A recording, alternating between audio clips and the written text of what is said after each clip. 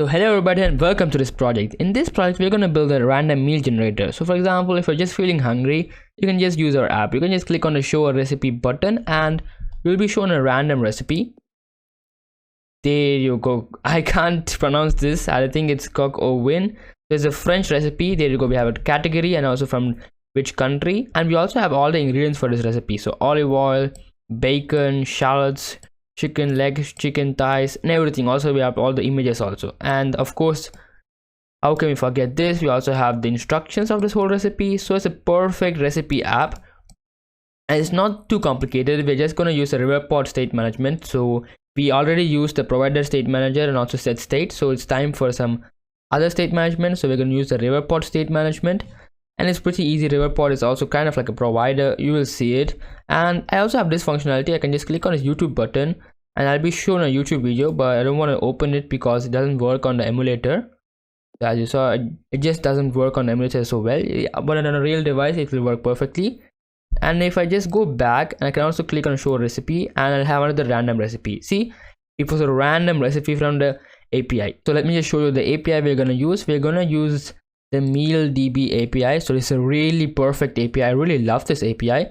First of all, it's free for testing purposes. Of course, if you want to use this app in production mode, you have to pay to the API, but it's not so much. It's not too much, a pretty decent amount. And there you go. We have lots of API endpoints. Search meal by name, list all meals by first letter, list all mail categories. But the API, the main endpoint we're going to use, I think, yeah, there you go. Look up a single random meal. We're going to use this endpoint, and with this endpoint we're going to get the data from the API and show it on our app. So I'm really excited to build this project with you guys. So let me just see you in the coding tutorials. Alright guys, so I have a new project named random meal generator, and let's get some packages before we move on. So let's go to pubspec.yaml and get 4 packages actually. So the first package is going to be the HTTP package for making HTTP requests to the API. Then we're going to use the Flutter riverpod package for implementing a riverpod state. Then I'm going to get the Google Fonts package for configuring my font so that I can just use any font I want. Then at last I have the URL launcher package for actually launching my URL into a YouTube app. For example, we could have a YouTube URL for a recipe, then we will launch it into our YouTube app. So that's it for the pubspec.yaml, and let's get to main.dart and do some cleanup. So I'm going to just clear out everything from here. I'm going to just close material app. And for the home, I'm going to give a home screen. Then I'm going to disable the debug banner. So I'm going to say debug show check mode banner is going to be false. So I'll create a separate folder named screens, and in that folder I'm going to actually have a new file named homescreen.dart where I have my home screen widget. Then I'm going to import Flutter here, and I'm going to create a stateless widget because I won't have any, I won't use any set state because we're going to use a riverpod state manager. I'm going to just create a stateless widget. I'm going to just name it home screen.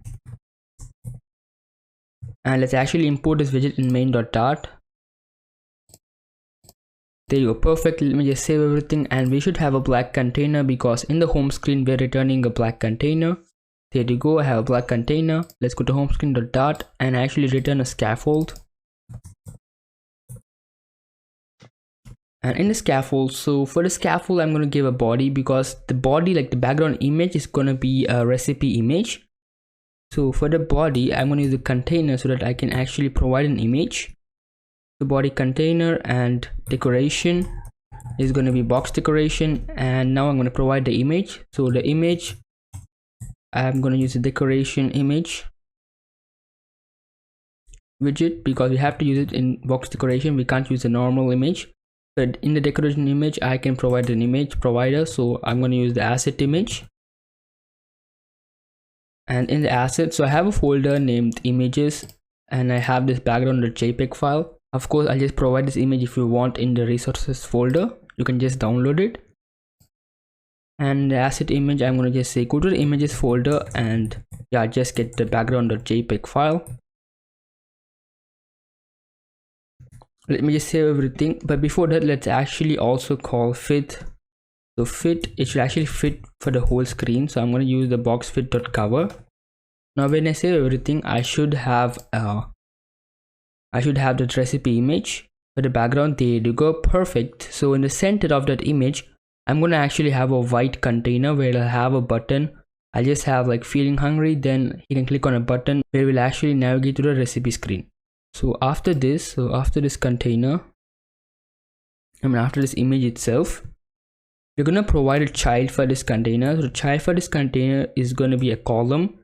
But before that, let's actually also provide a container for the whole column. So it should also be in the center of the whole image, right? So I'm gonna say child center, and child of this is going to be a container, so a white container. And we can actually provide in height. Let's actually do responsive. So height of the whole container is going to be media query dot of context dot size dot height into 0.45. So just take 45% of the whole height. And let's actually also provide a padding for this container. So padding edge insets dot symmetric, and from the horizontal I'm going to just provide 30 pixels. Okay, perfect. Let's actually also provide a color for this container. So decoration, I'm going to say box decoration, and in the box decoration I'm going to say color is colors.white. But let's actually also provide an opacity, because I don't want the actual white color, I also want a light white color. So I'm going to just use it with opacity. I'll just say 0.0 or 0.85 should actually be good. Let's actually save everything, and in the center of the whole image I should actually have a white container. There you go, perfect. But the problem is it's kind of like the width is actually, it shouldn't take the whole width, right? Let's actually provide a child for it, then let's see what happens. So after this box decoration, I'm going to say child of this is going to be a column. Let's save everything. Okay, there you go. And again there's a problem, because we didn't provide any widgets for the column, right? That's why it's again too small. So I'll say child column, and the children of the column, first of all, is going to be a text widget. So text, and let's actually just say feeling hungry.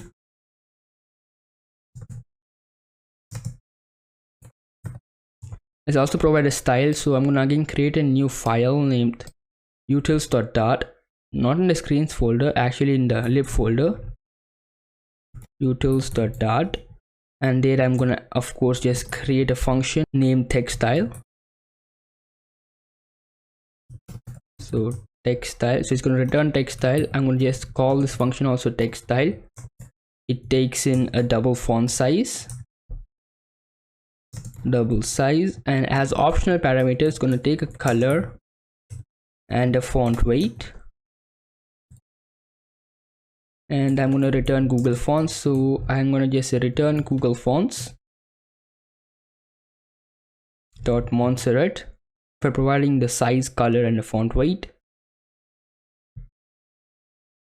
because I just like this Montserrat font. Of course you can just use any font you want. So font size, I'm going to just pass in the size parameter, and for the color also the color, and for the font weight let's also pass this FW parameter. Okay, now I can use this function. I can just call this wherever I want. So in the home screen, for the text feeling hungry, after this I'm going to say style is going to be text style. Let's actually also import this, and let's provide a size. So size, I'm going to just say 30 pixels, and the color is colors.black, and the font weight, let's provide a bold, let's provide boldness. So font weight the W700. Let's save everything, and for the column, so in the container itself I should have a text feeling hungry, but let me just save everything so that it also saves the utils.dart file. There you go, feeling hungry, perfect, with the Montserrat font. Okay, and after this text widget I'm going to say sized box. So I want to have some spacing between that text widget and the button. So sized box, height 25 pixels. Now I'm going to use a text button. So text button, this is just like a normal button, and on press will do nothing, but the child of this is going to be a text which says show a recipe. Let's provide a style for the text widget. So style is going to be text style function, It takes in 22 pixels as the font size, and the color is going to be color.black, and the font weight, let me just say font weight.w800, or let's actually say w600 because I don't want it that dark. Let me just align everything perfectly. And for a text button, let's also provide the background color, so I can just use the style property here. So style, I'm going to say text button dot style from, and I can say background color is colors dot deep orange, but deep orange accent, so kind of like a light deep orange.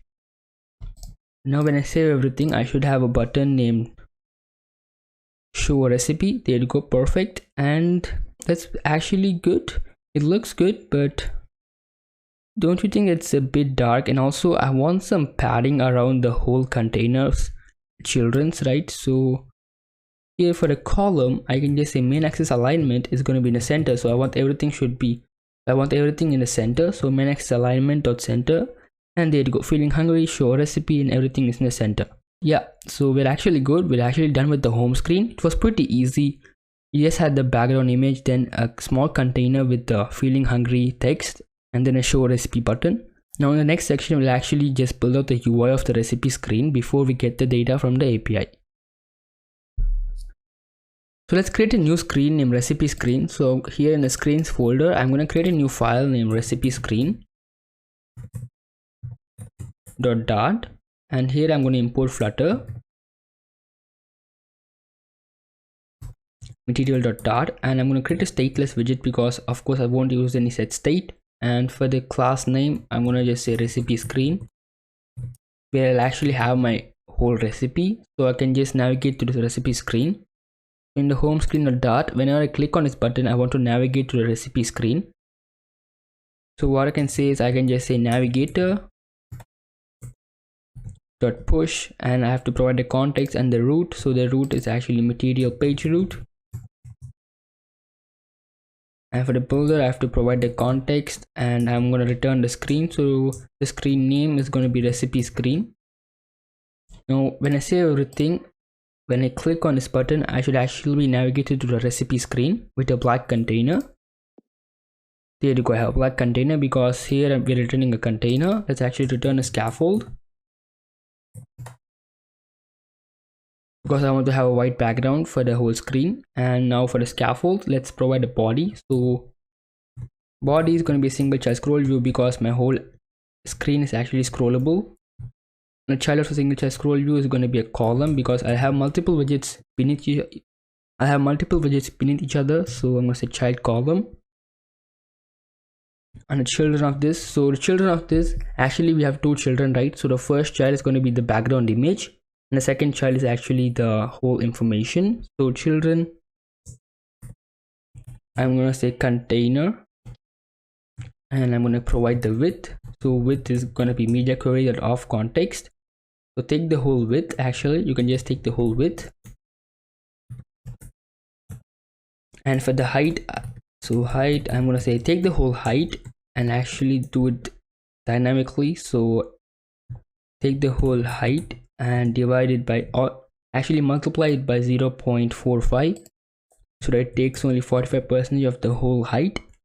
And now what is the child of this? So I don't want any child, I just want to provide an image, so I can use a decoration. So box decoration, and the image is going to be from the network. So network image,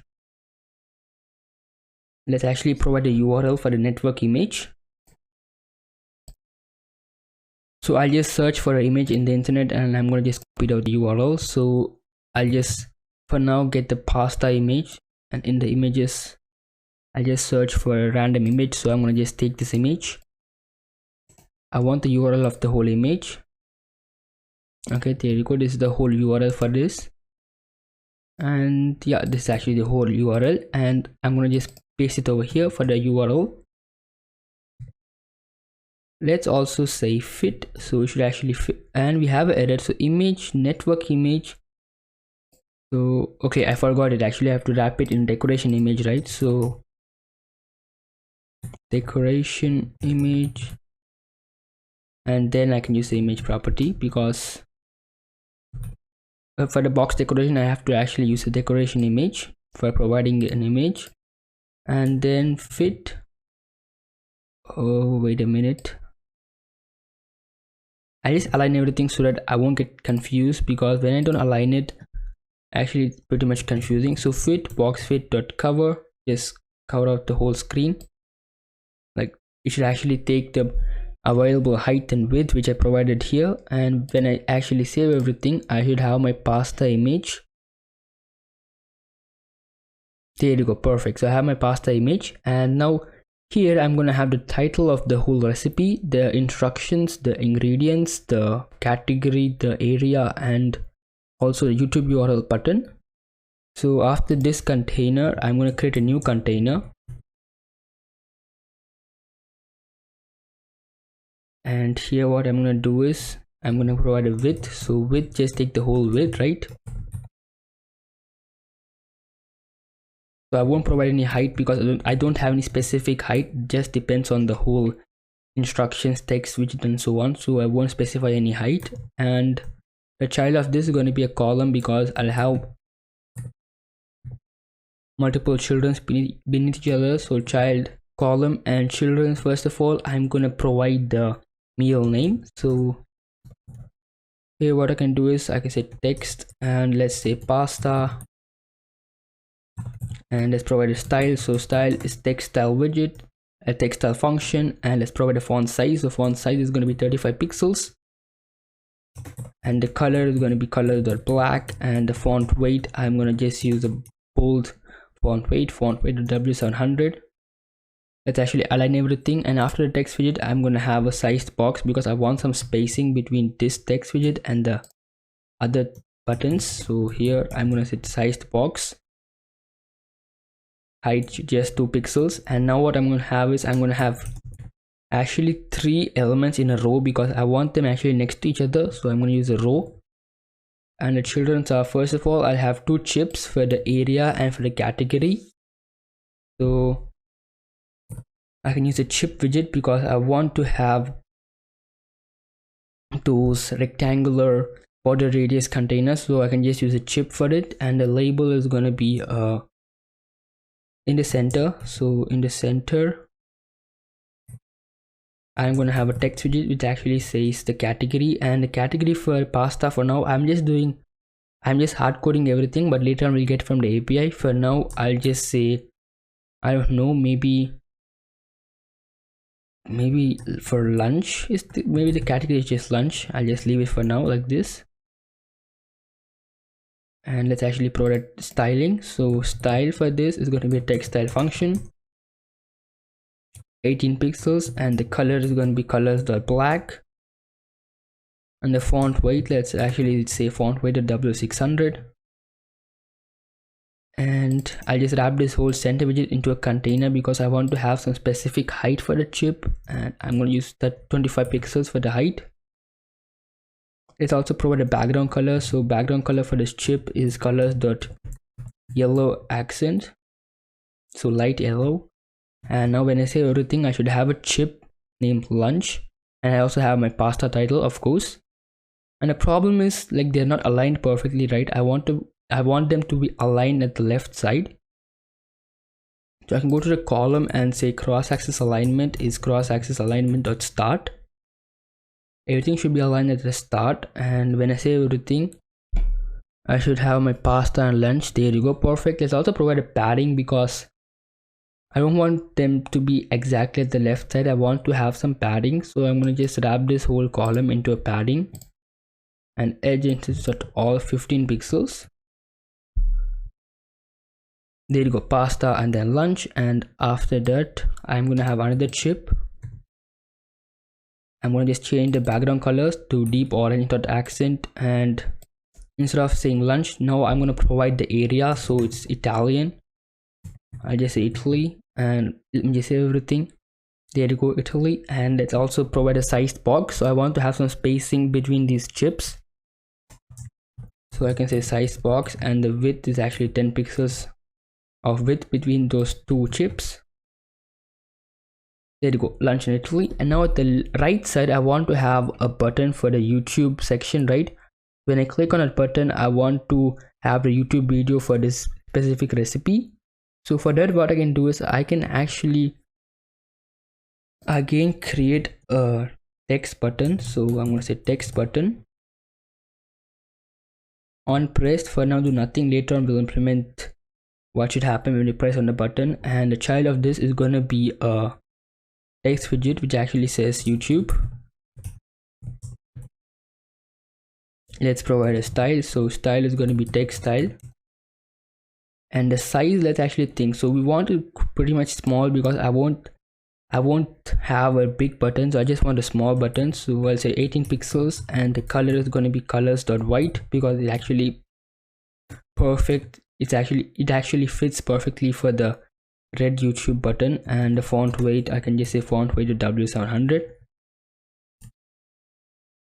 Let me just align everything. And now I'm going to provide the background color. So background color, I can say text is text button dot style from. Text button dot style from, and let's provide a background color. So background color is colors dot red accent,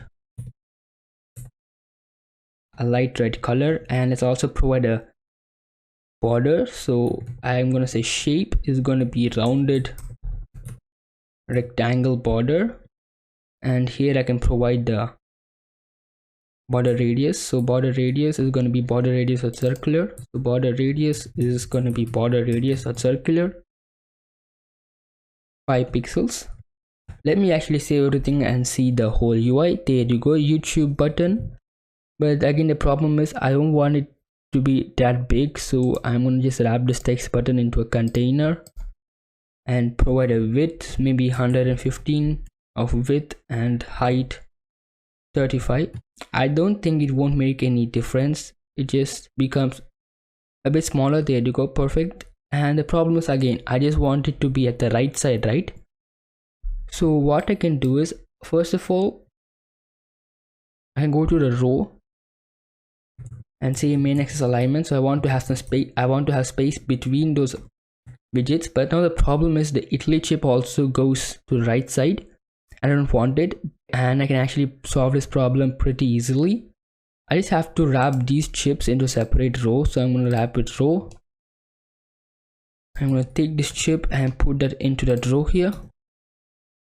Let's save everything, and we should have lunch Italy, and there you go. Because now these both chips are in a separate row, and I'm going to just provide a space between this row and the YouTube button. Okay, so we have the information, we have the title, we have the area, we have the category, and also the YouTube button.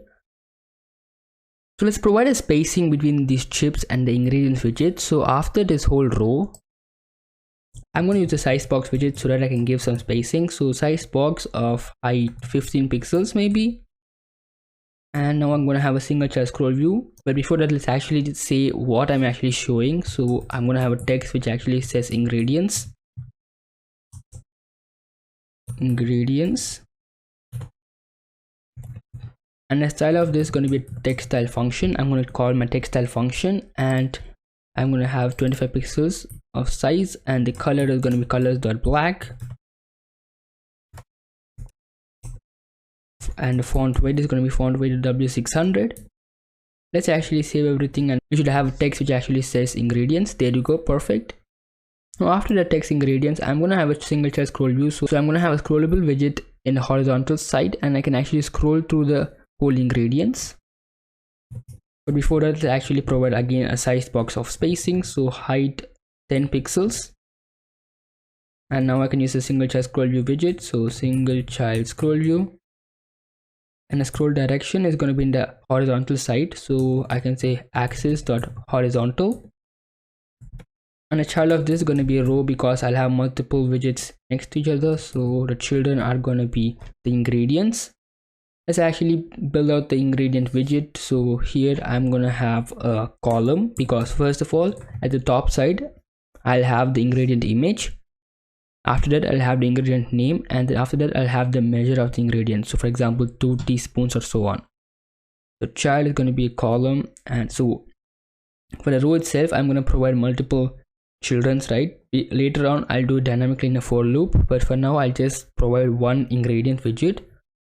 It's going to be a column and a children of this column, because I'll have children's beneath each other. So children, first of all, I'm going to have an image widget, so image, and I'm going to actually get it from the network, so I can say network image, and the URL, let's actually search for any ingredient in the internet. For now, let's actually just say butter. Maybe let's get an image. Let's actually just take this one. Okay, perfect. Let's actually just take this image and provide a URL here for the network image, and let's actually also provide a width and height for the image widget. So for the image width, I'm going to just say 100 pixels, and for the height also it should just take 100 pixels, and it should actually fit into that image widget. So fit box fit at cover, because I provided width and height of 100. Let me actually save everything, and I should have an ingredient image. There you go, butter. Perfect. And I think I didn't provide any sized box. Oh, I provided that. Okay, it's actually okay. Maybe let's say 15 pixels. Okay, perfect. Okay, now after the butter image, I'm gonna have the ingredient name. So what's the name of this ingredient? So I'll have a size box of height 10 pixels. Let's actually put a comma here, and now I have a text widget again. So text, the ingredient name is for now just butter, but later we'll get from the API. So the style of this is gonna be a text style function. I'm gonna again call it text style function, and 20 pixels of font size, a black color, and font weight to W700 as boldness. And after this one, I'm gonna again say size box, because now I'll have the measurements. Size box, height 7 pixels maybe, and now we'll have again a text widget. So I can just copy this, paste it over here, and instead of saying butter, let's actually say 1 slice maybe. Yeah, for the measurement, how much butter we need. And text style, let's actually make it a bit smaller. So I'll just say 18 pixels of font size, or 16 pixels should actually be good. And the color is going to be gray color, so we can actually differentiate between the ingredient and the measure. Let's actually save everything, and we should have a butter and also a slice. Okay, the problem is I didn't provide those widgets in the column itself. I just forgot it. It should actually be in the column here, right? Let's save now. There you go, butter and 1 slice. And after this, we'll have multiple children, but I won't implement it now because I don't want to write each and every widget 10 times or something like that. Later on, I will have a for loop which actually iterates through the ingredients and builds out the widgets. So after this ingredients widget, let's actually also provide quickly the instructions widget. So after the single chat scroll view, I'm going to have a sized box of height. So the height is going to be 10 pixels, and let's actually just copy something from here. I can just copy this, paste it over here. Instead of saying ingredients, I'm going to just say instructions.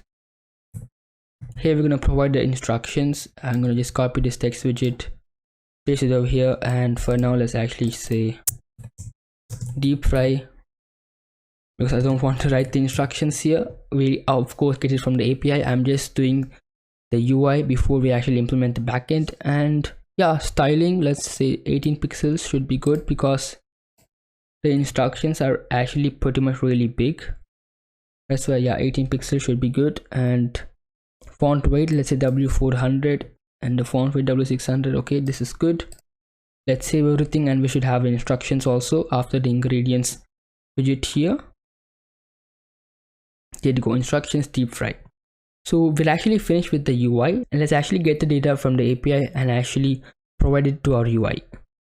So the API we're going to use is actually called maildb.com. It's a free API, and I just love this API because you don't need any API key or something like that when you're actually developing this app. But if you want to actually publish this app to a Play Store, you have to sign up for a Patreon, and I think you have to pay $2 a month or something like that. I don't know. So for just educational purposes, or if you're just developing for something, you can just use a test API key, and test API key is 1. And here we can actually see all the API endpoints. So we're going to use the random meal endpoint. Where is it? There you go. Look up a single random meal. Let me just copy this URL, paste it here, and we should have all our data. There you go. It just generated the random meal URL. Let's create a model in our app and also a repository. So as we did it for the newsreader app, we'll have 3 layers. We'll have a providers layer, we'll have a repository layer, and we'll also have a models layer. First of all, let's build out the model. In the lib folder, I'm going to create a new folder named models. I'm going to create a new file named meal model.dot.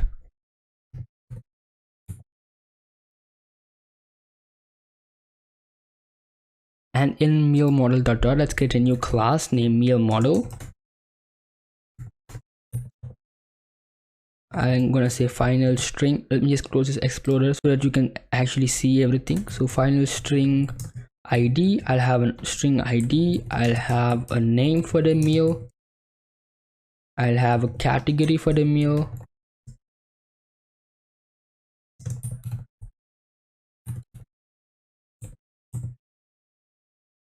I'll also have an area for this meal, so final string area, and final string instructions, and we're gonna also have a final string image, so recipe image. Then I'm gonna also have a YouTube URL, so final string YouTube URL, and then at last final list of ingredients. Let's actually initialize everything. So meal model is this.id, this.name, this.category, this.area, this.instructions, this.image, this.youtube URL, and at last this.ingredients. Okay, perfect. Let's create a new function named from JSON, which actually parses the JSON data we get. So meal model dot from JSON, it takes in as a parameter map string dynamic JSON, so map string dynamic JSON.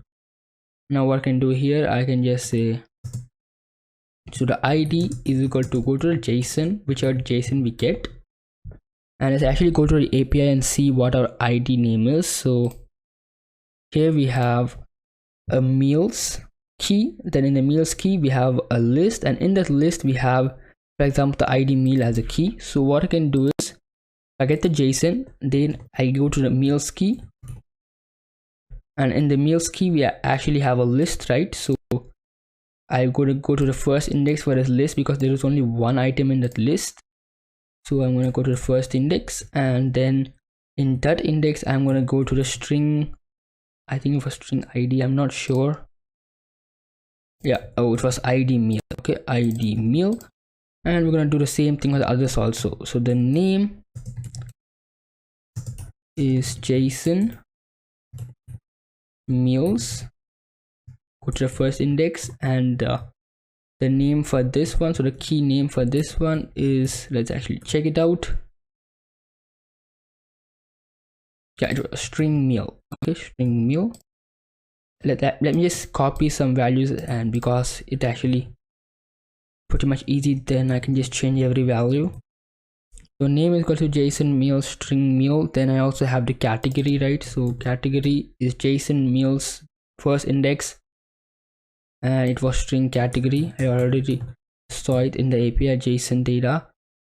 And the area, this is also string area, and instructions, string instructions, and image, I'm not sure what the image variable is. Let's actually check it out. So image is equal to, where is it? So we have string tags, we have string YouTube, there you go, string meal thumb. So For meal thumbnail, they just said string meal thumb. And we also have the YouTube URL. So YouTube URL is, I don't know, they called it string YouTube. And then at last we have the ingredients, right? This is a bit tricky because as you can see in the data, you actually have to parse something. So the problem is they have like the ingredients not in a list, but they have it like key value pairs.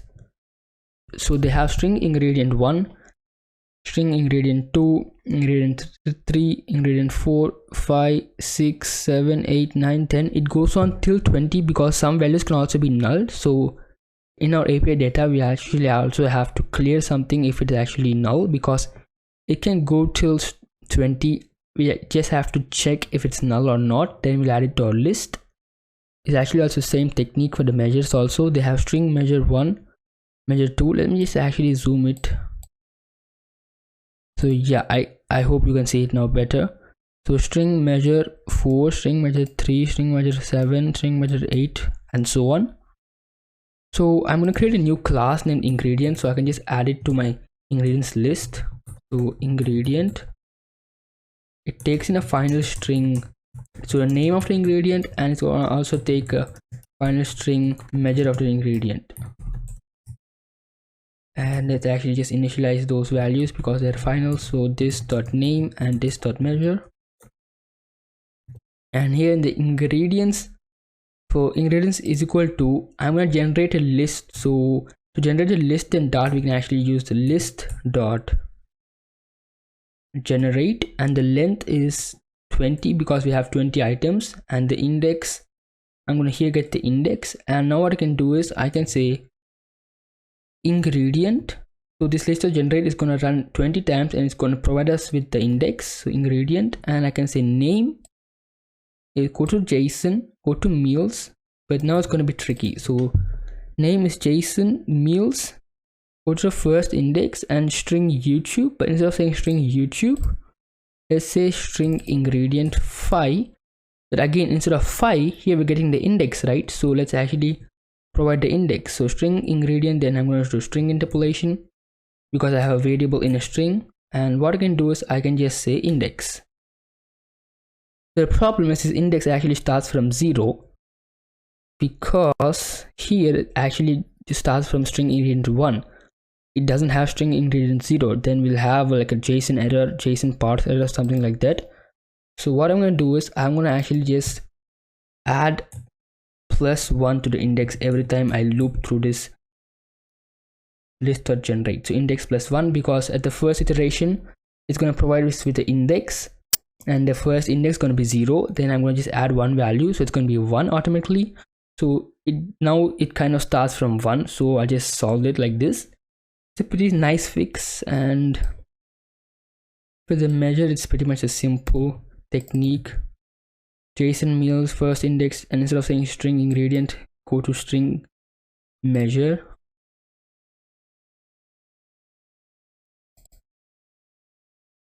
Instead of saying 8, we'll just pass in the index +1. So this is how we actually create a list in Dart, which is called list.generate, and here we're returning the ingredient item. So it's going to add 20 ingredient items to this ingredients list, and in our UI we're going to actually filter out the list if it has any null values or empty string values. This is it for the meal model. Now we're going to actually create a repository layer where we'll actually get the data from the API. So let's actually now create a repository layer. I'm going to create a new folder in the lib folder, name repository, and I'm going to create a new file named meal repository.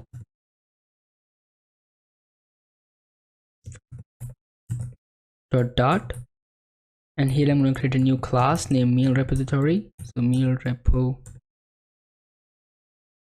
repository, and here I'm going to provide the URL. So first of all, let's actually also call a function, right? So we kind of need a function, and in the function we're going to return a future meal model. So future, this type of the function which we're going to return is meal model, future meal model, and a function name I can just say get meal. And this is going to be an async function because of course it could take some time to get the data from the API, right? let's get the URL. So the URL is pretty much just this URL here. I'm going to create a string URL,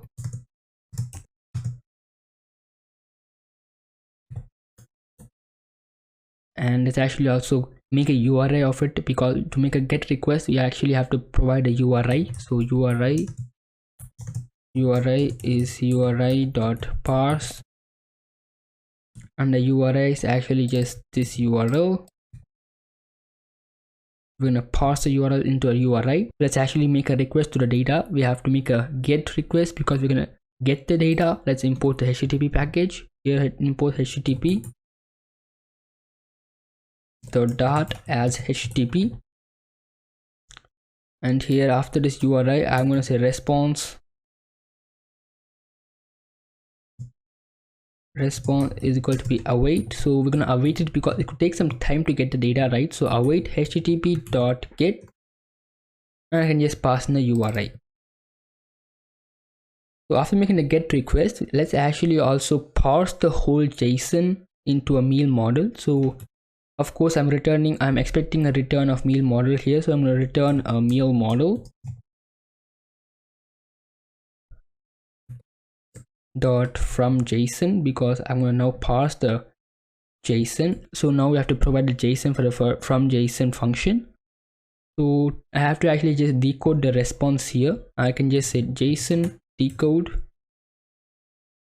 and I can just pass in the response.body to parse the whole JSON to actually convert the response.body to JSON. And this from JSON function is going to just take the JSON and it's going to just parse the whole JSON.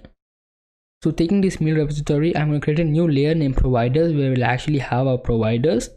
I can take the provider and actually provide the data to my UI. So let's create a new folder named providers where we'll have all our providers. So new folder providers. I'm gonna just have one provider, meal provider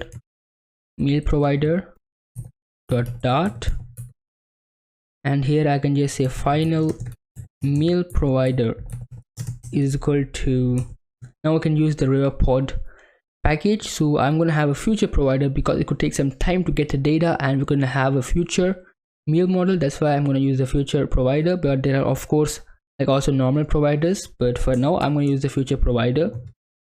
The future provider, and this future provider of course comes from this Flutter riverpod package, and it actually takes in a ref, and here we can return something. Let's actually also say which type of future provider. So type of future provider is a meal model, and in the ref we can actually just return something, as I said, right? So we have to return something, and I'm going to just call my repository. So here I can just say meal repository dot get meal function, and also let's actually say print calling provider, so that I know when I'm calling the provider.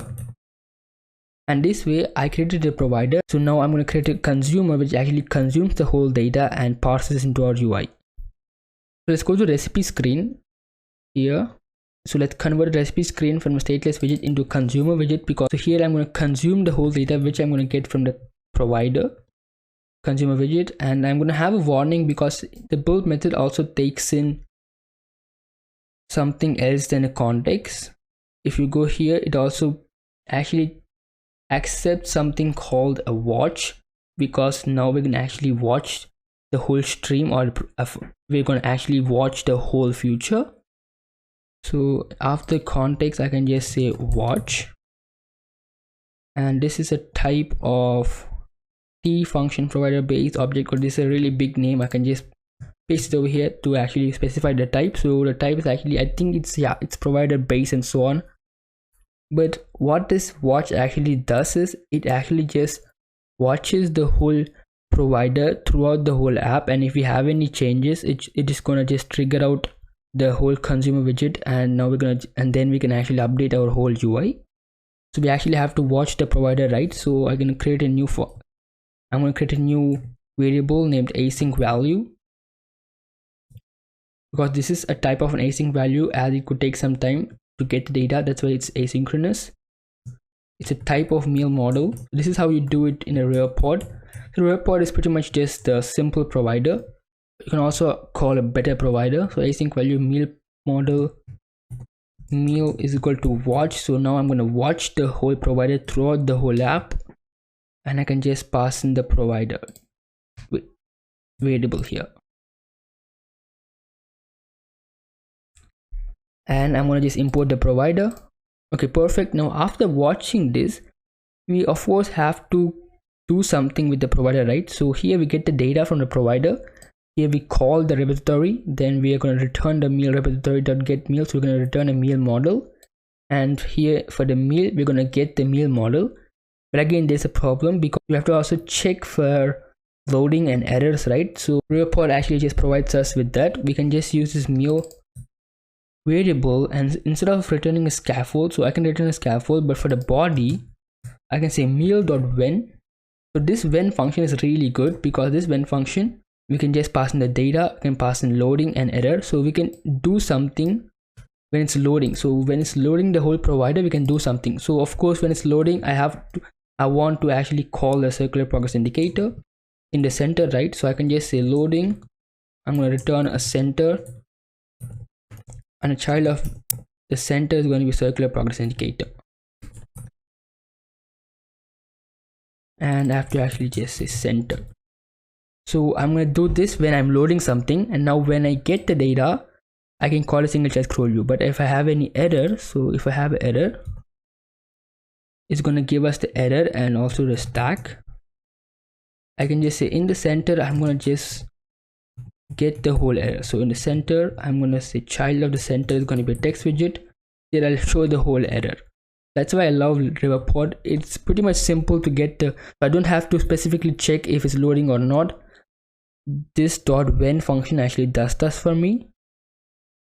And here, so text is, I'm going to take the error.toString.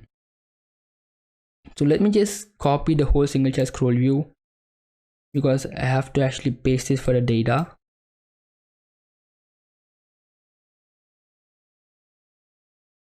I'm going to just copy this and just cut this because I want to align everything perfectly. There you go.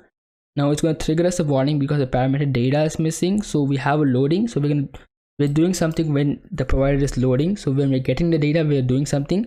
If we have an error, we're showing a text widget in the center with the error. And now when we have the data, we can use the data parameter, and I can just say data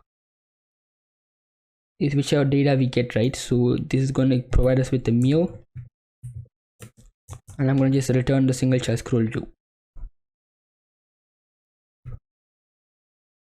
Or instead of saying meal, because it actually just confuses between this meal and this meal, so I'm going to just say recipe. Automatically this is going to give us a recipe, which is a type of meal model. Now to actually also use the providers, we have to wrap the whole my app into a provider scope so that I can actually use provider. So let's go to main.dart and wrap this my app into a provider scope. Provider scope. Child of this is going to be a my app. And now when I actually just restart everything,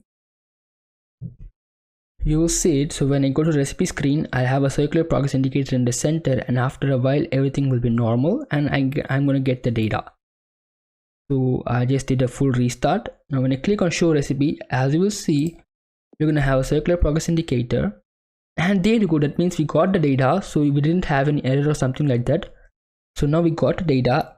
Let's go to recipe screen, and this recipe variable is going to actually give us the whole data. Now I can just use this recipe variable and actually just parse the whole data into my UI. I'm going to take this recipe and I'm going to just wrap this whole thing into a return statement because I want to do something before actually parsing it to my UI. So I'm going to just close it also here.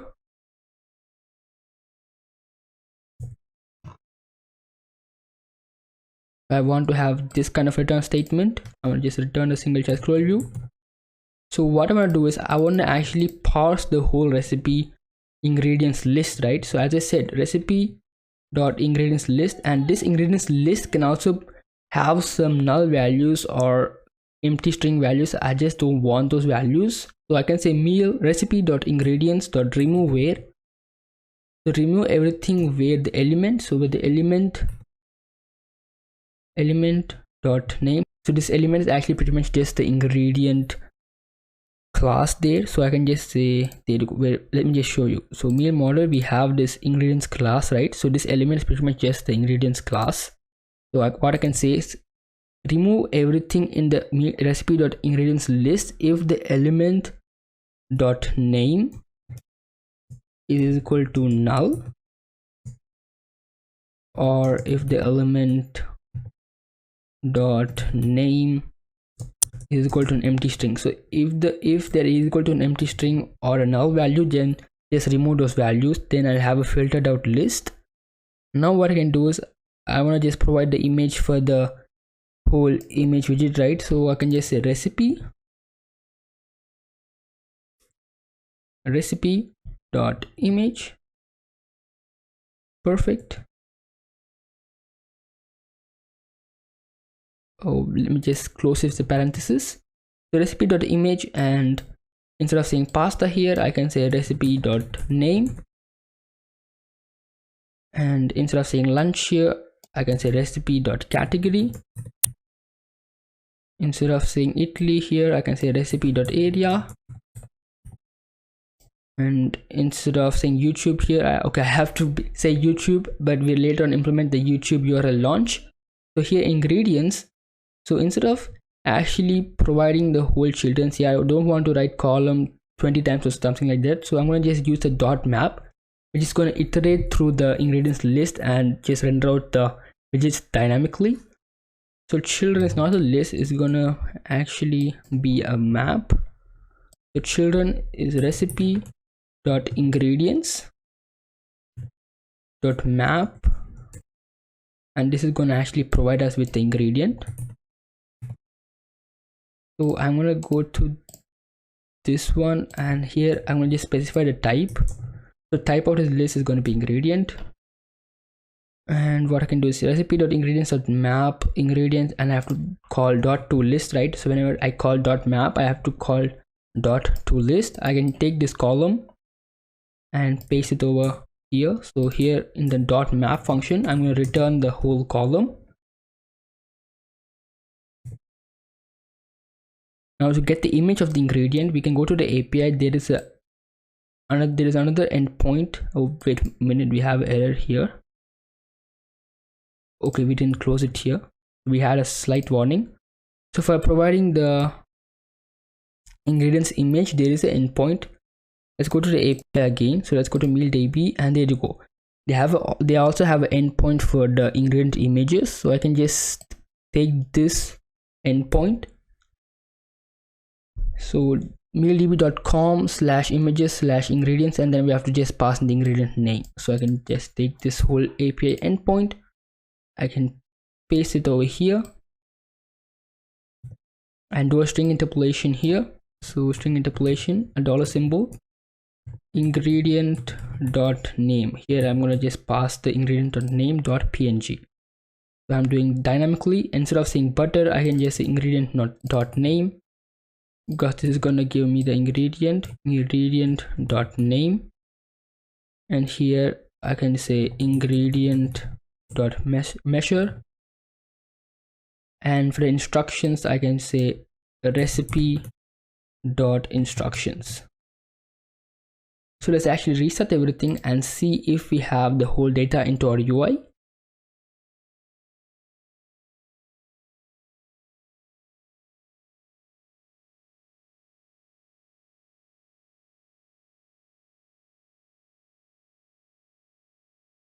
Okay, let me just click on show a recipe, and there you go. This is the ingredient name. Then we also have the category, we also have the area, and we have all the ingredients in a dynamic way. We didn't call each widget 20 times or 20 times or 10 times. We just use a dot map to actually dynamically map everything. It also provides some spacing between those widgets, right? So I can just wrap this whole column into a padding, and I can just say padding is edge insisted only from the right side 10 pixels. So I just want to have some slight spacing between those ingredients. I think it didn't have any difference. Okay, it's okay. Let's see the instructions. Okay, there you go. We also have the whole instruction. And now the problem is, so when I go back, when I click on show recipe again, I have the same recipe, right? I actually want to have a new recipe. So let's also implement something called .refresh in riverpod. So to refresh the whole provider, we have to actually just pretty much call a small function, and then we can easily refresh the whole provider. So let's go to the home screen so that we can actually refresh the whole provider. So let's actually also extend from the consumer widget so that I can actually use the provider. So consumer widget, which automatically takes in a watch. And then here, instead of navigating, before that I want to actually refresh the whole provider. So before navigating to the screen, just refresh the provider. To refresh the provider, we can say context. So the current context actually has the provider because I extended it from the consumer widget, right? So context.refresh, not .read, .refresh. And we have to pass in the provider. So the provider name is just meal provider. I can just pass in here, oh no, meal provider. Let's close this and let's actually save everything. And now when I come back to the screen, as you'll see, let's actually also just reset everything so that we have some, so because we do lots of code, and we can start from the beginning. Okay, let's click on show recipe. It's going to show a circular proxy indicator. There you go, we have a random recipe.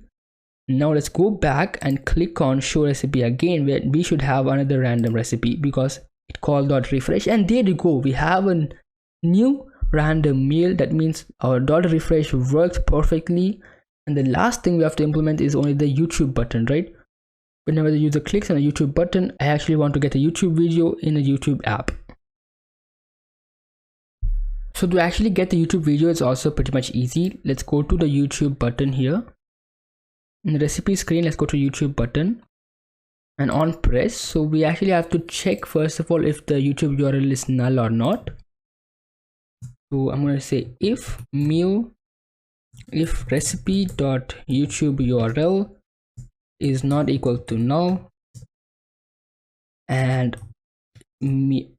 recipe.youtube URL is not equal to an empty string. So if it's not equal to that, then I'm going to actually launch the YouTube URL link. And if it doesn't succeed, then I'm going to have another if statement. So first of all, this is going to be async because it could take some time to launch the whole video, right? So if await can launch, so this can launch comes from the URL launcher package.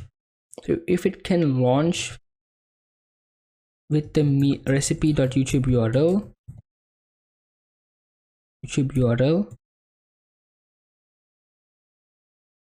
wait a minute. So if this can actually launch, then that means we can pretty much launch with the YouTube URL.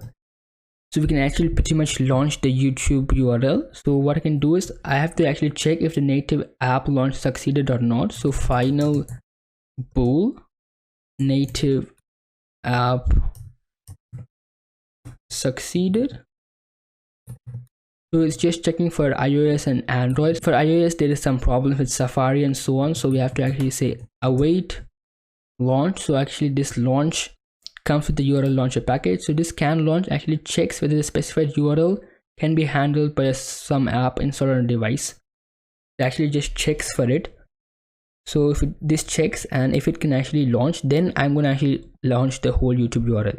This can launch only checks if it can launch or not. Okay. And this launch function is actually going to launch the whole YouTube URL. And here I can pass in the YouTube URL. So I can just say recipe.youtube URL and here I also have to pass more parameters. So first of all, I have to also say force Safari VC is false, so don't force it to take Safari, and also say universal links only is also true. So if it can't launch, there is some problem with the device or something like that, so then we actually have to force Safari. So here what I'm going to do here is in the if statement itself, so if native app succeeded, if it's not equals to true, then I can say await. I can just copy this and paste it over here. Await launch recipe.youtube URL and force Safari VC is actually true. So let me just wrap it up for you. So first of all, we're checking if the YouTube URL is null or not. If it's not null, then we're checking if it can launch the YouTube URL. If it can launch, then we're checking if it can launch for the native app. So for example, this is I think for Android, so because in Android we don't have Safari or something like that, right? And then if it has any problems with iOS, then we're going to use this await launch with the Safari. Let's actually save everything and click on the YouTube button, and we should be navigated to the YouTube app with the desired video. Let's click on YouTube. Let me also open up the console here. Click on YouTube, and there you go. My YouTube app is opened up, and I should have my video. There you go, I have my video, Polish chicken, something like that. Okay, perfect. Let's go back. Let's go to our app again, and that means also our YouTube button is working perfectly. So I think yes, we're actually pretty much finished with our app. Let's have a quick review what we did. So first of all, we created a home screen with the small UI with the background color for the whole scaffold. Then in the center we had a container which actually just navigates us to the recipe screen.